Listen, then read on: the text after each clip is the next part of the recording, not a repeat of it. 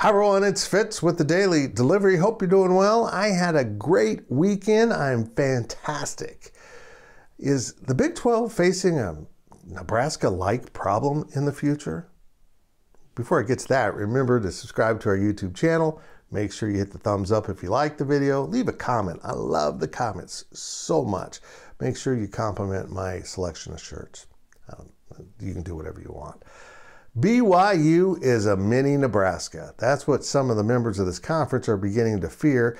And not really fear, it's just something you need to work around. If you were around in the conference when Nebraska was, and TCU wasn't, and that's what this DD is about, you know darn well that Nebraska fans would snap up any emptied seats that were available in visiting stadiums.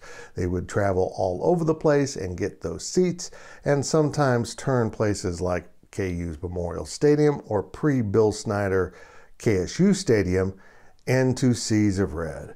And all of a sudden TCU's realizing with a home game against BYU next year, there are a lot of BYU alums and fans in Texas. And that's exactly why BYU was so desirable in the expansion process, the realignment process for the Big 12. They are a national product, and there are a lot of fans in every Big 12 town, but certainly in the Dallas Metroplex, there are very many. Now look, Amon G. Carter Stadium only holds 46,000, and you would think a program that just went to the national championship game would have no problem filling those seats, but it is a problem. TCU has kind of transient fans. They come for big games, and they don't always buy season tickets. But apparently the TCU ticket office, the administration in Fort Worth, is deciding to tie that BYU game with other games, saying if you buy a ticket for this, you have to have a ticket for that.